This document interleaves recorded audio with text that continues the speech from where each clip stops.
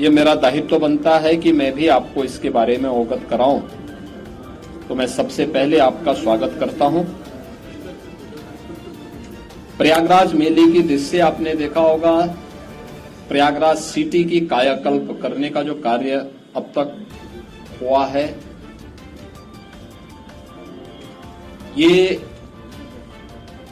लगभग पूरा हो चुका है। 200 से अधिक सड़कें, सिंगल से डबल लेन, डबल से 4 लेन, 4 लेन से 6 लेन आदि बनाने की कार्रवाई ये पूरी हो चुकी है। 14 फ्लाईओवर या रोड ओवर ब्रिजेज, जिनमें 13 कंप्लीट हो गए, एक फाइनल स्टेज की तरफ आगे बढ़ रहा है।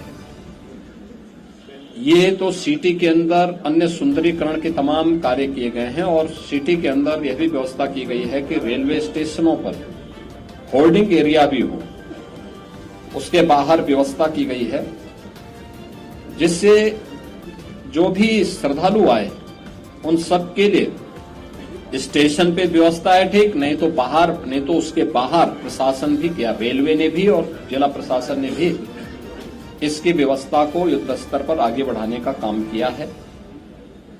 मेला प्राधिकरण ने यहां पर लगभग 5000 एकड़ क्षेत्रफल में प्रयागराज को जोड़ने वाले मार्गों पर संगम से 2 से 5 किलोमीटर की दूरी पर पार्किंग स्पेस भी चिन्हित करके उन्हें सक्रिय कर दिया है। हर पार्किंग स्थल पर चौकी भी होगी, सुरक्षा की पुख्ता व्यवस्था भी होगी, पब्लिक एड्रेस सिस्टम भी होगा। ये सारी कार्रवाई आगे बढ़ाई जा चुकी है।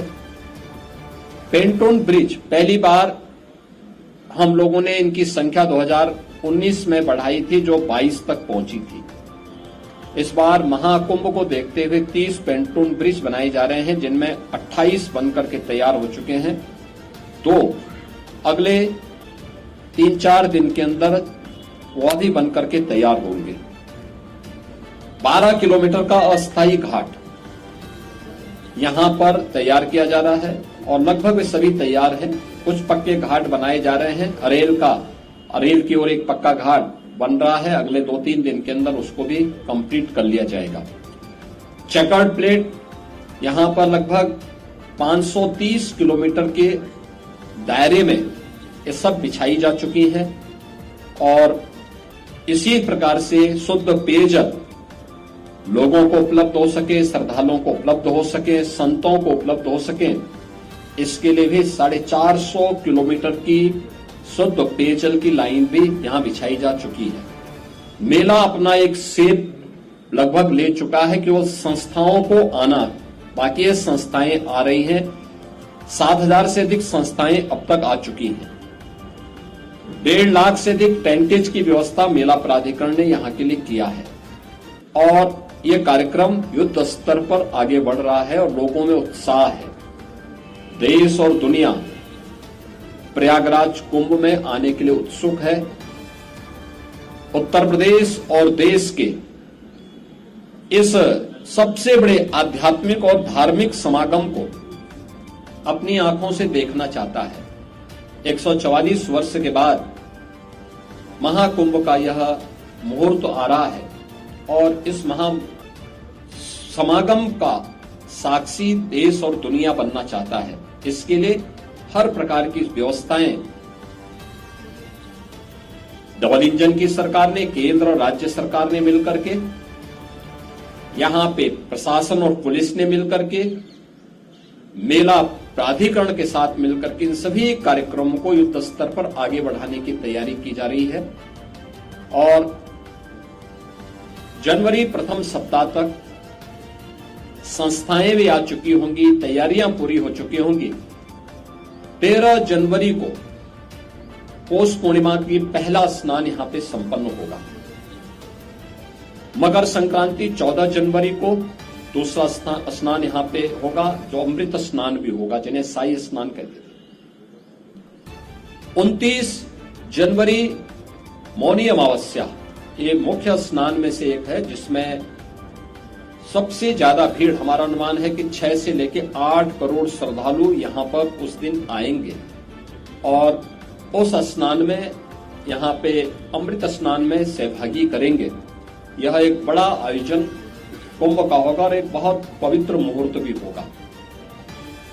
3 फरवरी बसंत पंचमी है, फिर 12 फरवरी और 26 फरवरी ये 2 अतिरिक्त स्नान फिर यहां पे होंगे। कुल 6 स्नान होने हैं।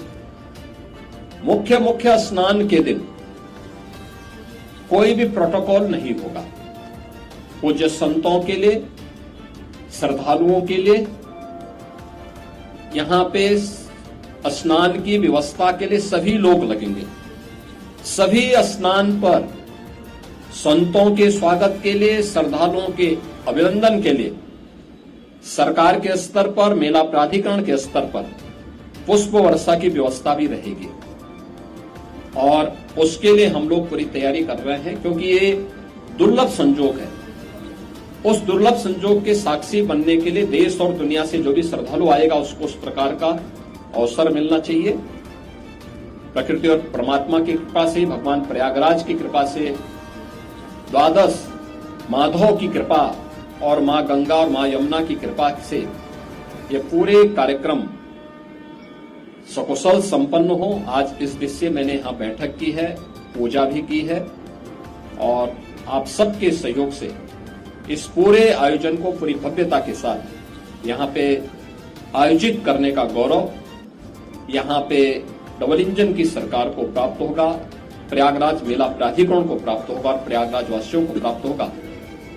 मेरी प्रयागराज वासियों से ये अपील होगी कि स्वच्छता का और आतिथ्य सेवा का जो उदाहरण प्रयागराज ने इससे पहले किया है 2019 के कुंभ में, उससे अच्छा अवसर इस बार उनके सामने आने जा रहा है और हमारा प्रयागराज तो उसके लिए वैसे भी जाना जाता है।